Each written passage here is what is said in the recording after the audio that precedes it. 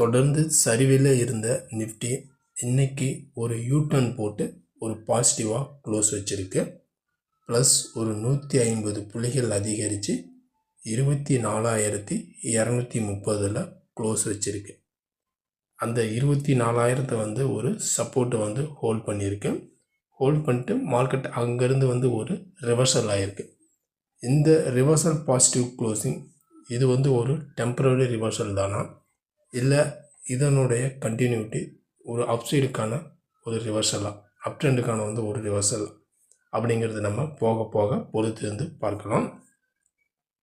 இப்போ வாரத்தின் கடைசி நாளான வெள்ளிக்கிழமை நாளைக்கு நிஃப்டியினுடைய சப்போர்ட் என்ன, ரெசிஸ்டன்ஸ் என்ன, நாளைக்கான மார்க்கெட்டில் இன்ட்ராடேவுக்கான பை அபோவ் செல் பிலோ.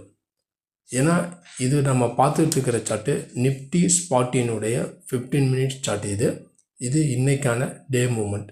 இன்றைக்கி காலையில் ஓப்பனே ஒரு 150 பாயிண்ட் கேப் அப்பில் ஓப்பன் ஆனாலும் இன்றைக்கி மார்க்கெட்டில் அதிகபட்சம் 24,260, அதேமாரி குறைந்தபட்சம் 24,185. இதுதான் பார்த்திங்க அப்படின்னா இன்றைக்கான மார்க்கெட்டினுடைய ட்ராவல்.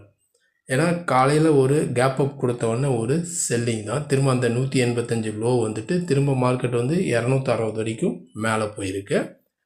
மார்க்கெட் திரும்ப க்ளோசிங் 230லேயே க்ளோஸ் வச்சுருக்கு.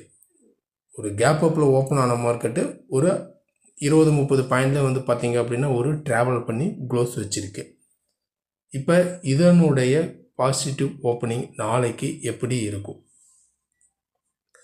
ஏன்னா இன்றைய மார்க்கெட் பொறுத்த வரைக்கும் இந்த 180க்கு கீழேயும் வரல, அதேமாதிரி இந்த 250க்கு மேலேயும் மார்க்கெட்டால் சஸ்டெயின் பண்ண முடியல. இப்போ அடுத்த சப்போர்ட் நம்ம எடுத்துக்கிட்டோம் அப்படின்னா ஃபஸ்ட்டு சப்போர்ட்டு இந்த 24,180 இன்றைக்கான டே லோ. இது ஒரு சப்போர்ட் ஜோனாக ஆக்ட் ஆகும். அதை உடச்சிது அப்படின்னா அடுத்தது 24,100 120 ஒரு சப்போர்ட் ஜோனாக இருக்கும். அதையும் உடச்சிது அப்படின்னா 24,050 ஒரு சப்போர்ட்டாக இருக்கும். இது எல்லாமே பார்த்திங்க அப்படின்னா ஒரு சப்போர்ட் ஜோனு. அதேமாரி இப்போ ரெசிஸ்டன்ஸ் எடுத்துக்கிட்டோம் அப்படின்னா 24,280 ஒரு ரெசிஸ்டன்ஸு, அடுத்தது 24,340 ஒரு ரெசிஸ்டன்ஸு, அடுத்தது 24,400 ஒரு ரெசிஸ்டன்ஸாக ஆக்ட் ஆக சான்சஸ் இருக்குது. இது எல்லாமே மேலே அப்சைடுக்கான ஒரு ரெசிஸ்டன்ஸ் ஜோனு. இப்போ சப்போர்ட் அண்ட் ரெசிஸ்டன்ஸ்லாம் பார்த்துட்டோம். நாளைய மார்க்கெட் பொறுத்த வரைக்கும் இன்ட்ராடேவுக்கான பை அபோவ் செல் பிலோ.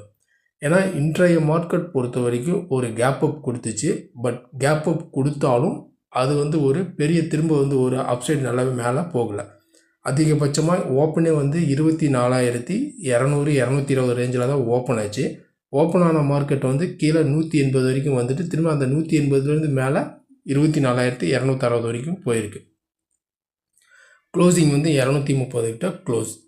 இப்போ இந்த அதாவது ப்ரீவியஸ் டே இந்த 24,000 ஒரு சப்போர்ட் எடுத்திருக்கு. இந்த லெவல்ஸ் அதாவது 24,030 வரைக்கும் லோ அங்கேருந்து க்ளோஸ் வச்ச மார்க்கெட் இன்றைக்கி ஒரு கேப் அப்.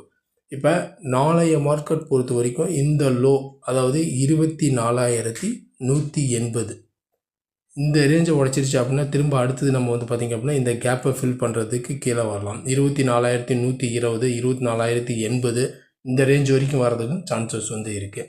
அப்படி இல்லை மார்க்கெட் 24,250லேருந்து 280 இது ஒரு மேஜர் ரெசிஸ்டன்ஸ் ஜோனாக இருக்கலாம்.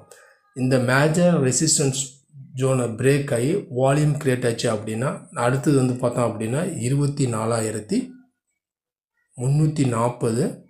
அடுத்தது 24,400 வரைக்கும் போகிறதுக்கு சான்சஸ் நிறையவே இருக்குது.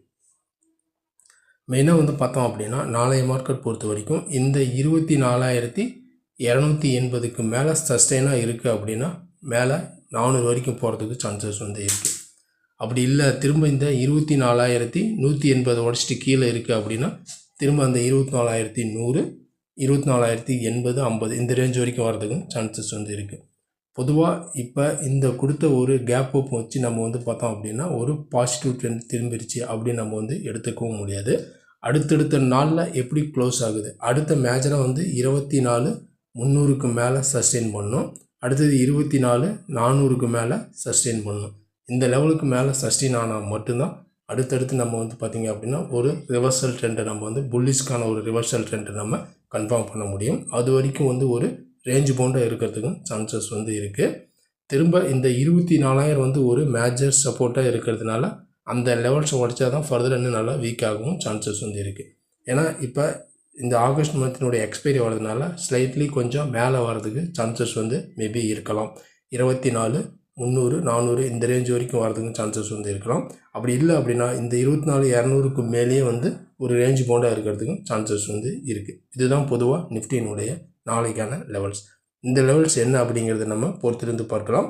அதுக்கு முன்னாடி இந்த வீடியோ உங்களுக்கு பிடிச்சிருந்துச்சுன்னா நம்ம சேனலுக்கு சப்போர்ட் பண்ணுங்கள், லைக் பண்ணிட்டு சப்ஸ்கிரைப் பண்ணுங்கள், கூடவே பெல் ஐக்கானையும் கிளிக் பண்ணுங்கள். நம்ம அடுத்த ஒரு வீடியோவில் சந்திக்கலாம். நன்றி, வணக்கம்.